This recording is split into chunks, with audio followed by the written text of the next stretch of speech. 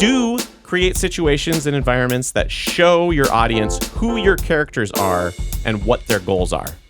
And please don't use dialogue to explain character motivations. Oh my. Show us. Don't tell us. If Netflix, if anyone from Netflix is watching, don't do that. I'm tired of it. What's the best feeling that you can have as an indie filmmaker? Showing my film to an audience and have them respond with cheering, celebration, and also my parents are there to witness that. So then what would be the worst reaction your film can get from an audience? Before we go there, the second best response is an audience hates my movie because at least I know that they paid attention. The worst response I've ever had is pure indifference. And what's a really good way to guarantee an indifferent response from your audience? A mid-tier to bad script. Welcome to Indie Film Podcast. I'm Victoria. And I am Chuck. The next few weeks, we're going to be breaking down the 7 deadly sins of low-budget indie filmmaking. So today, we're going to start with the first sign that your film idea might be mid-tier. Chuck, what differentiates a script from being optioned or tossed in the trash bin? Well, maybe you have a character whose flavor profile is that of room temperature tapioca. Or maybe a plot with stakes so low that only the mole people care about them. That is a good joke. I like that a lot. So that doesn't mean that your story needs to be thrown out if it's not great. But today we're going to actually go over some plot devices and some character building techniques that might help you make a better script. Okay, so then to start, Chuck, who tells good stories? Pixar. We all know that Pixar tells the best stories. Okay, I do stand by it. Up has one of the best love stories told in like the first 10 minutes of that film. It's beautiful and it's gut-wrenching. And it's all visual music. Yes. But it's character-driven, yeah. too. And so I want to talk about Pixar's story spine because I went down a rabbit hole on storytelling, the art of storytelling, the science of storytelling, and Pixar actually follows this formula in almost all of their films. It's not something that the writers are required to follow, but they all use it as a guideline. So This story spine, I'm going to use Toy Story as the example to break this down. So classic. Once upon a time, there was a toy cowboy named Woody. Okay. Every day, a boy named Andy would play with Woody, his favorite toy. Until one day, Andy received a Buzz Lightyear toy for his birthday, and Buzz became Andy's new favorite toy. Because of that, Woody got jealous. Because of that, Woody knocked Buzz out of the window, mostly by accident. Because of that, the other toys kicked Woody out. Because of that, Woody and Buzz had to work out their differences and join together to get back home to Andy. Until finally, they overcame their differences to return home. And ever since then, Woody and Buzz have been great friends and share the spotlight. Which is an accurate depiction, though it does leave out the whole identity crisis that Buzz Lightyear faced with the whole I am Mrs. Nesbitt thing. I don't know. That was like a big breakdown and just a very relatable moment for young me to see. Well, so this is just a breakdown of the story structure for the plot. Yes, and the things that they use. And I'm not saying that everybody should follow this, but it does use good causation. And also, if you don't follow that, it's good to find some type of story structure or plot structure that you want to follow, whether it be 3-act, the hero's journey. Yeah, hero's journey, 5-act, 4-act, whatever the case may be. However many acts you want. You could 8-act. Like, what is that one? We just did 9 there. But with Pixar, they follow because of the previous event, the next event follows logically. Yeah. Which is it Matt Stone and Trey Parker, I want to say, who are big believers in the instead of and then look at but therefore. Yes. Yeah. And that's one of the biggest sins I see in indie films when we go to the film screenings where I start to lose interest is I don't understand why something is happening. It's not clearly explained. Well, maybe you just don't get it. True, and it's not an art house film that I'm watching. I should clarify. This is not art house. It is not experimental. This is just a standard narrative film. Yeah, not someone trying to emulate David Lynch. Just somebody that's like Steven Spielberg movies but doesn't understand the importance of story and character. So, yeah, it's good to have one of those things to break down. That is fair. That is fair. Like, for example, Christopher Booker, he actually has the 7 different types of plots that he breaks down. He's the one who's the big believer that these are the only 7 archetypes of plots. Correct. Yes. This is his book. This is all there is. Yes. Any story falls into one of these. Go back to Greek classics, go back to Shakespeare, go back to anything. It's always just one of these 7. Yeah, and his 7 are Overcoming the Monster, Rags to Riches, The Quest, Voyage and Return, Comedy, Tragedy, and Rebirth. Although those last 3, I feel like those can fall into the other 4. So I think that there's even fewer. Well, I think the comedy has like specific attributes and plot devices and key moments that happen within it that separate it from like the tragedy or the rebirth. Oh, yeah. So he breaks it down even further. Yeah, it's not just like comedy as the genre. This is specifically the comedy archetype and it follows these specific steps. Yeah. I am not going to pretend to be able to quote that book well enough to tell you what those steps are. Yeah. But I will tell you it's a delightful book. 2004? That sounds about right. And I think we should just dive in real specific like yes, for this podcast. You know what? Never mind. We got no internet here. No, it's just look it up. It's Christopher Booker. If you're that curious, like find his book. If you type I think there's like a colon and then why we tell stories or something. I'm pretty sure that's the title. But yeah Christopher Booker 7 archetypes. You'll find the book. Yeah, and it's good to at least have some experience looking at some of these different options or somebody that makes an outline so that you can take your script and layer it over there. Yeah. So you don't make those mistakes because Indifference is rough. And I will speak from experience. My very first feature film that I worked on with my brother, we did a private screening and we had about 10 people in there. Okay. Including some of the cast and crew, and we were very excited to share our film with the first group of people that weren't close knit. Like we reached out to some friends of friends. Not a lot of people came. This was inside of a library. Long story short, I'm inventing there. Long story short, we ended up having 2 of the 10 people just completely fall asleep during the feature film screening. And to me, that was a horrible sign that we made an interesting movie. Yeah. We put our heart and soul into creating the universe, which takes place at the singularity, which if you're unfamiliar with that, you can look it up. It's like when technology grows exponentially and at one point in time, it's infinitely better or whatever. So we created this universe. Sci-fi movie. So you got to be up on the science and the idea of how it all works. Yeah. Low budget. And the characters were not necessarily that appealing. Because of the acting, probably because I was one of the lead actors, and because of the writing and the story, it was like 2 different things that didn't quite fit together. Whereas a story like The Matrix did a much better job of making you care about Neo, because the stakes were higher. And they made him very relatable very early on. Yes, just working an office job, grinding away. Yeah, just plug in computer monkey or code monkey. There you go. Curious about what might be happening next. So do you have any experiences like that with any of your films where you just kind of felt like the indifference was worse than somebody walking out? Because I've had that happen too. Oh, yeah. Where people were offended and they walked out, but I was like, at least they're paying attention. Yeah, at least you know that they have followed the story. They followed it so well, they're leaving. Yeah. But they did follow the story, which is definitely a testament to the storytelling abilities. Yeah. Which, I guess depending on the film and the audience, I don't know. I feel like that would be kind of interesting and fun. I have had a lot of indifferent reactions to things, usually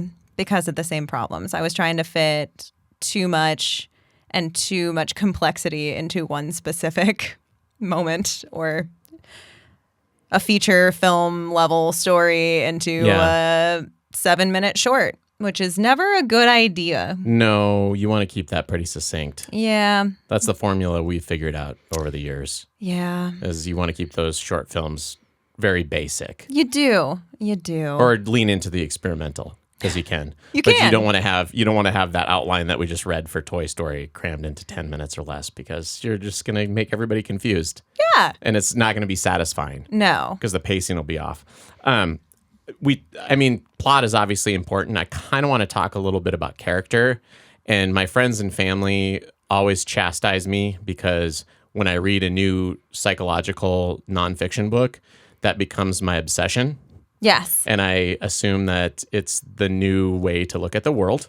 Yeah. And the book that I just finished, which we will be hearing about for the next 7 episodes. No, I'm kidding. no. Hopefully, I'll try to keep it succinct. We'll find him another book before then. Don't worry. Yeah. Throw me off this. Throw me off this scent. The Science of Storytelling by Will Storr.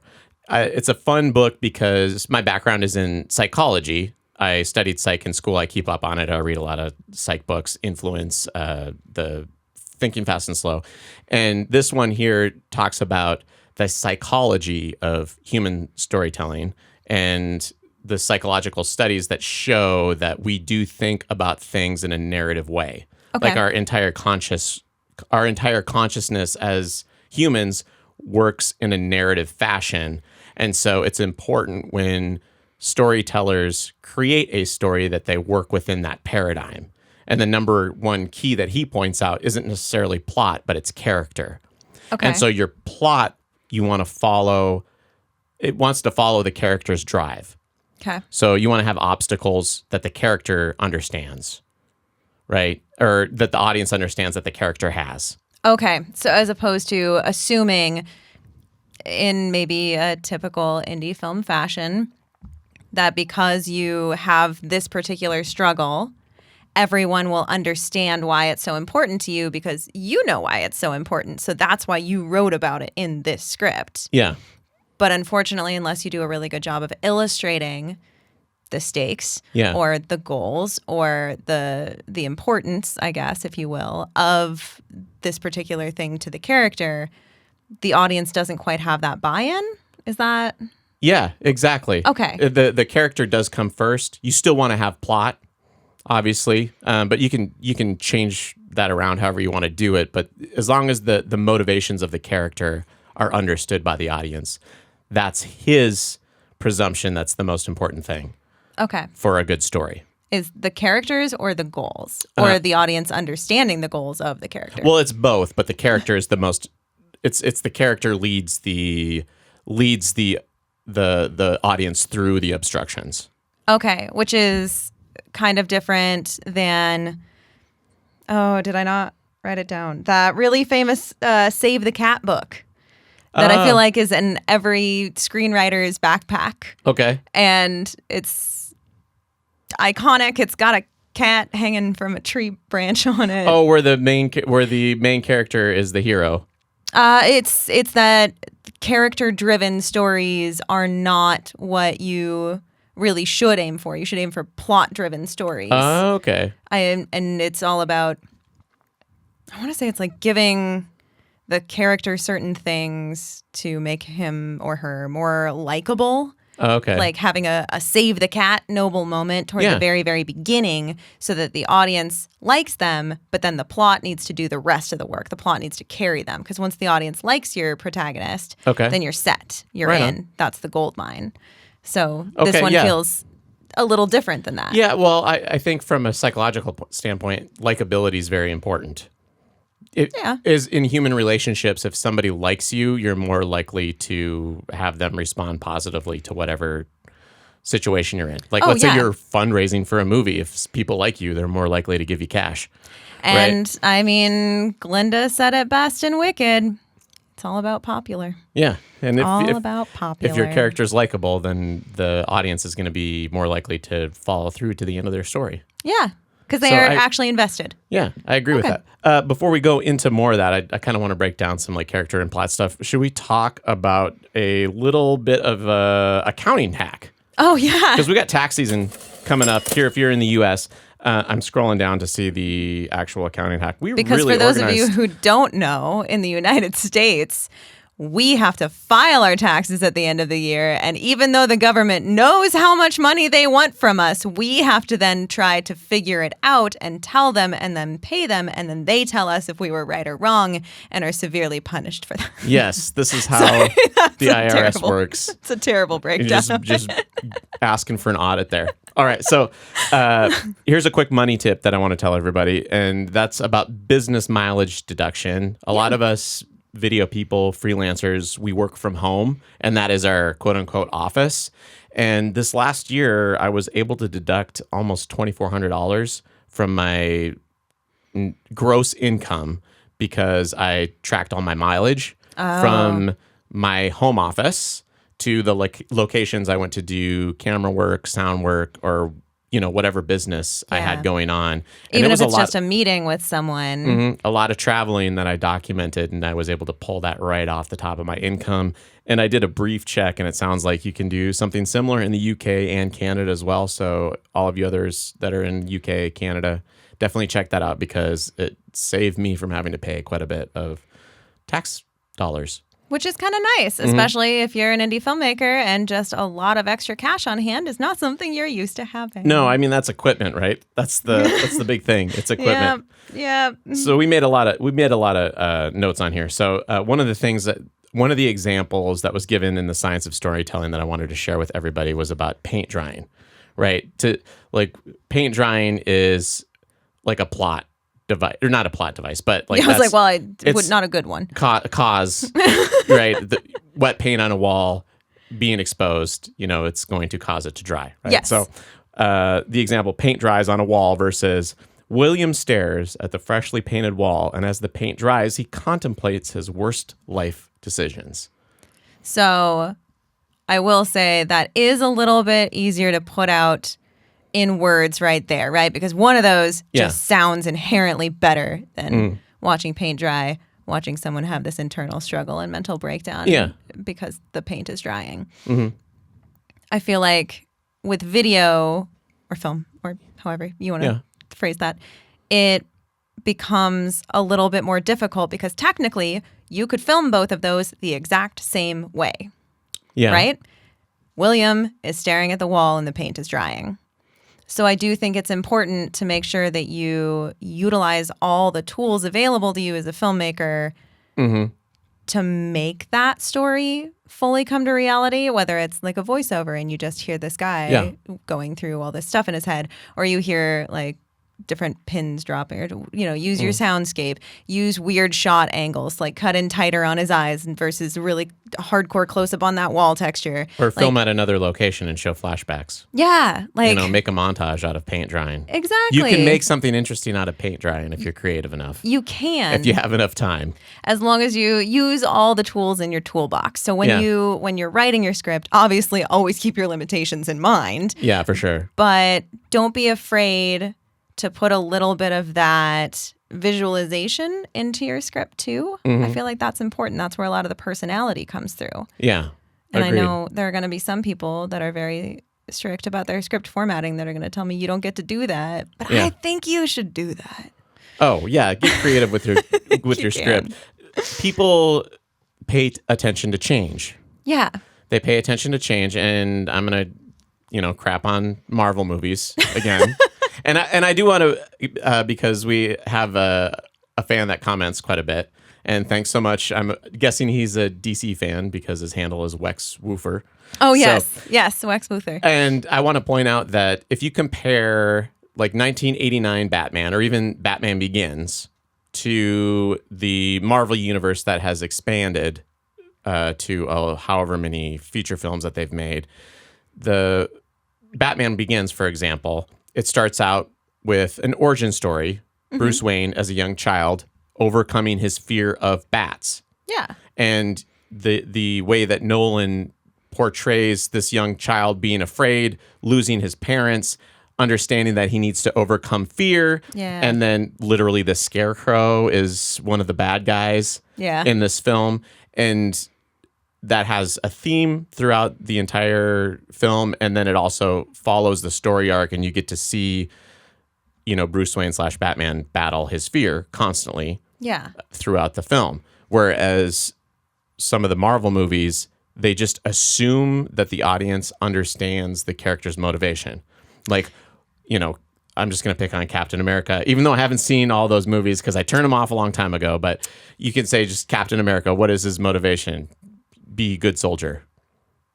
I mean, it's more standing up for the true values of American life, but okay. It's fine. Nice. So he's dead, right?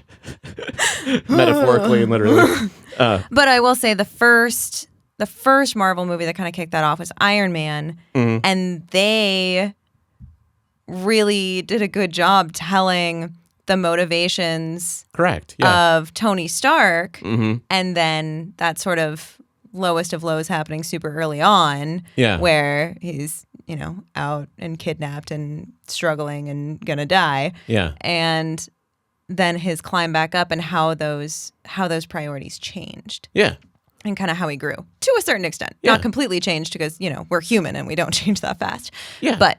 Yeah, so Hero's that one journey. I thought did a pretty good job telling more of that story. But then, yes, to your point, they do lean onto it a lot, and then it's just MacGuffinry. Yeah. If you don't know what a MacGuffin is, that's just a plot device that the audience understands. Everybody's after the get the thing. Everybody wants the thing. Why do they want the thing? It doesn't matter why they want the thing. Doesn't matter. You just need to know why they want the thing, and everybody wants to get the thing. Yeah, but if you change up your story to explain why the thing matters and why it's so important to this individual, that could do a lot for your story. We actually wrote down some movies that did a good job of having goals and personalities. We did. Which I feel like, that's important. Obviously, Tony Stark in the very first Iron Man movie, Batman's not still, that was included on this list of like top tier story examples.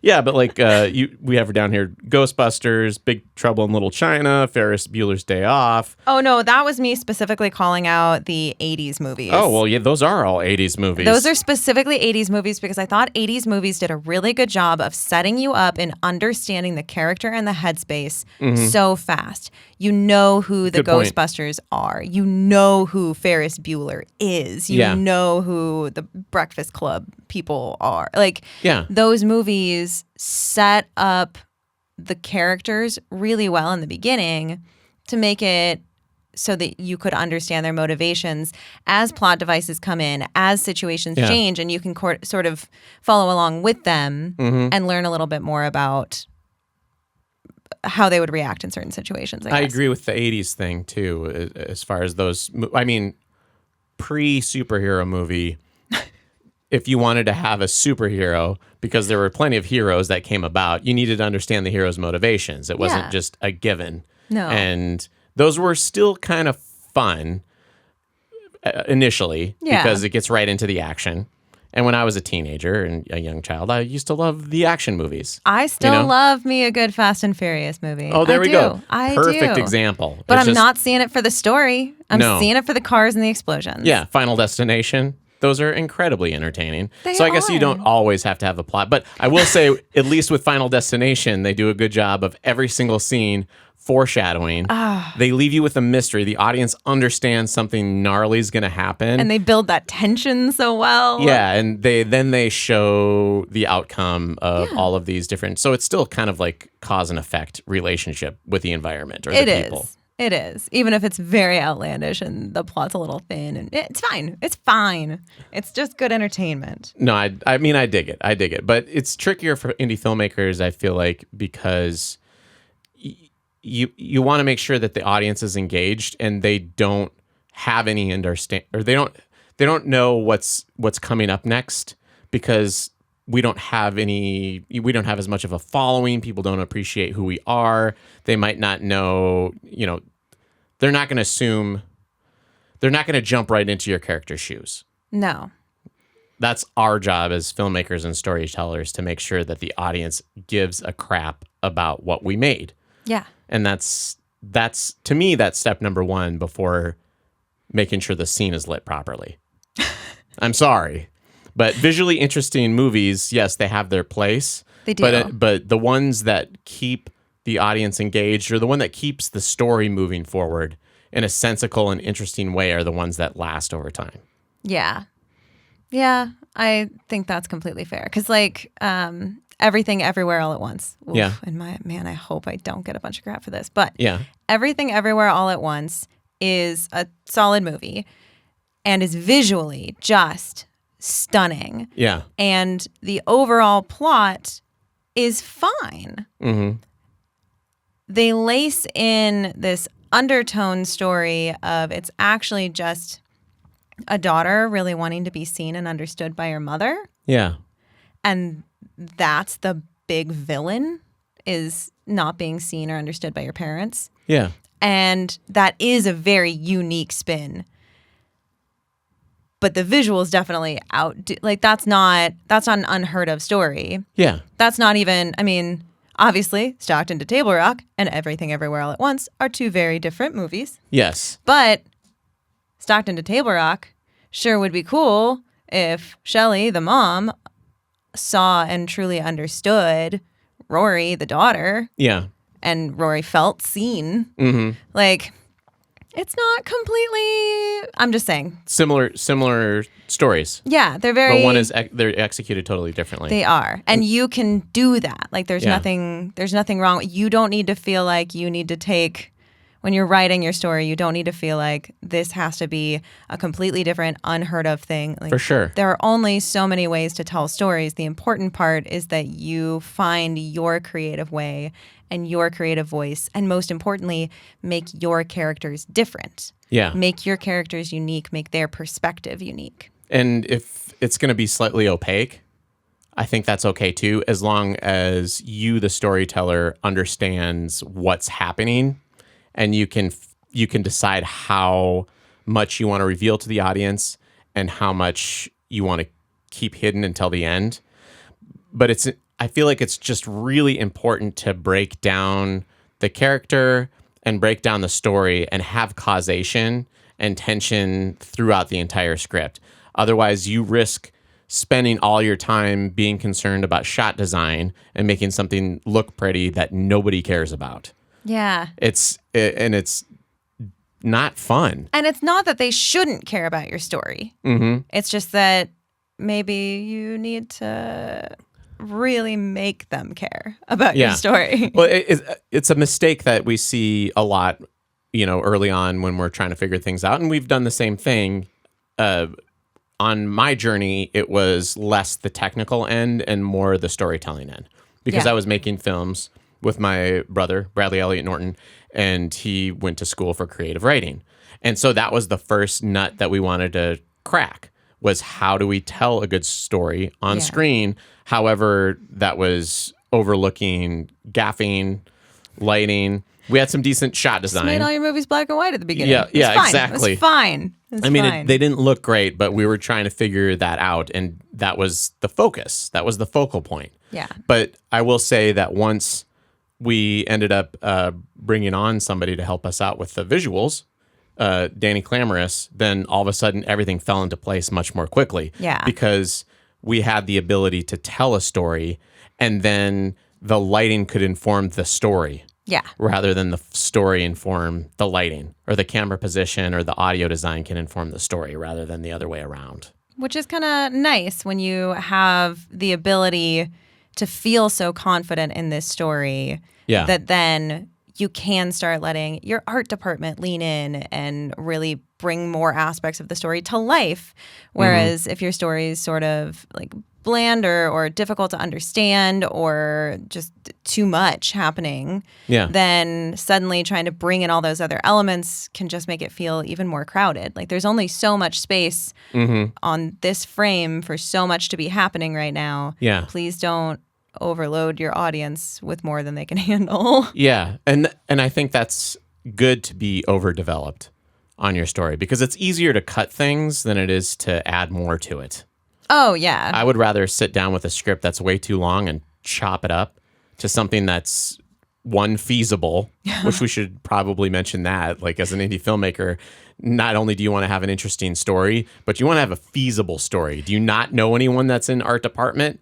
Then you might want to just set it in modern day in your living room. Yep. What locations do you have access to? Like, that's another aspect of it. But the story, I think, is the most important thing, and you can write an interesting story that takes place anywhere with as many characters as you have available to you. Yeah. You can always do that, and it's easier to start at that simple point and then expand than it is to, let's say, make a movie about an epic battle in the Colosseum in Rome. And you want to start that way. It's like, well, you have a lot of ins and outs, and you're going to have to take care of a lot of technical things. You're going to have to get a lion tamer. Yeah, exactly. And, Where are those? They're hard to find. I don't think They're they're as difficult. common as they used to be. No, one of them got eaten. What? One of the two lion tamer people. Siegfried and Roy. Siegfried and Roy? I think one got eaten by a lion. I don't think so. Well, we'll double check on that. I'm going to put a link. I'm going to look back at this episode and I'm going to put a link to a news article about one of them dead. They got attacked by a lion. No, tigers. Tigers. They did tigers, yeah, they right? were tigers. They were tigers. Never mind. Lion tamers are a dime a dozen. Tigers you got to watch out for. Those are the dangerous of the big cats. Yes. So I guess we should probably kind of wrap this part up. We actually have a really nice, quick do's and don'ts of script let's do it. that can kind of condense everything that we've been talking about here into a nice little rehashed moment for Sweet. you, for Let's do anyone it. who wants some notes. Should I start? Yeah. Do send your script off for input from a variety of people and listen carefully to the feedback you receive from writers you respect. Don't share your script with the same people you always do and expect that to be the authority in feedback. Do familiarize yourself with story structures such as one act. The one act. The one act. Hey, the one play. act is a thing. Well, let me start this one over again. Do familiarize yourselves with the story structures such as 3, 4, 5 act structures as well as the hero's journey. Don't and then your audience to death. Create situations and environments that show your audience who your characters are and what their goals are. And please don't use dialogue to explain character motivations. Oh my! Show us. Don't tell us. If Netflix, if anyone from Netflix is watching, don't do that. I'm tired of it. You should have just stopped Stranger Things after season 1 instead of explaining every. Okay, all right. Do write a story with characters you know you can cast and locations and props you have access to. Keep it feasible. And don't write a movie that took place in the jungle if you live in the desert, unless you already have that budget before you start writing. Yeah, budget's before you start writing. Yes, before. Don't write the script expecting the budget to come. Yeah, don't do that. It's what is that? That's Duplass. The cavalry's not coming. Yeah, there it is. It's not coming. Get your financing in order alongside your script. Keep that in mind. If you know that realistically you have $15,000 in the bank, guess how much your movie's going to cost? 10, because there will be other expenses you don't see coming, and you will need to still pay rent while you're making this movie. Yeah, if you budget 15, then you're going to be paying 20 out of your own pocket. That's what's going to, or 5 of it out of your own pocket. All right. Should we talk about Filmmaker of the Week? I think so. Let's do it. We have an Idaho native Filmmaker of the Week this week, Brad Young. And in 5 days, technically less, I think there were some travel days in there. But in 5 days, Brad Young and his team managed to complete a short film for the Easterseals Disability Film Challenge. Aside from the time constraints, this particular challenge requires that one of the cast or crew roles is filled with an individual with a disability.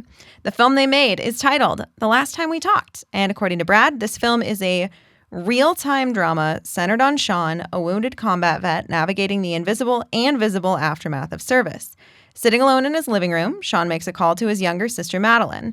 What unfolds is a growing realization that this conversation may be the last one they ever have. I thought that it was really cool that Brad shared with us an important lesson that he learned, because this was a new team that he had worked with for this film. And he said he learned how to use minimal locations and get the most out of your space. And based on the trailer that I saw and some of the descriptions that he sent us, it looks like he just took the location that he had available and made a film out of it. And that's pretty awesome. I mean, a phone conversation, obviously it's been done before and it will be done again. And if that's all you can do, do it. But it sure sounds like Brad Young brought some unique characters to this phone call conversation. Exactly. Unlike the movie Phone Booth, which I'm pretty sure is also a phone call, I think. Colin Farrell. Is that? He's a unique character. He's a unique actor. Oh, I thought. I don't know. I haven't seen the movie. I don't know if the I think it was Colin good. Farrell. Man, I'm really bad at pulling actors' names out of my back pocket, but I'm pretty sure it was him, and anything that he's in is gold. Okay, well, then this will be another good one. It'll Yeah. be fine. Either way, if you'd like to find out more about the film or if you'd like to explore more about that entire challenge, because it sounds like that's just a really cool competition that the Easterseals put on. That's awesome. Yep. So if you'd like to find out that, check out the show notes. Yep. And if you want to submit to be featured filmmaker of the week, just go to indiefilmpodcast.com indiefilmpodcast.com. I was rewinding there. Oh, very If you could hear- blockbuster moment. Yeah, yeah. You were kind. You did No, it rewind. was a film reel, and it was slapping up against the back of the projector. That's what that sound was. I was aiming for that. I guess you missed it. That's okay. I did miss it. I'm remember sorry. it from I my went to child- VHS. Yeah, I remember that from my childhood. But go to indiefilmpodcast.com/submit if you'd like to be a featured filmmaker of the week on our podcast. We'd love to have you record a voice memo as well, and we'd be happy to play that on our podcast. And send us some footage from your projects so we can show that off to everyone who's watching. Yes, those are the ones that get precedent. So please do that. All right, shall we succinctly say farewell? I think so. Bye. Bye.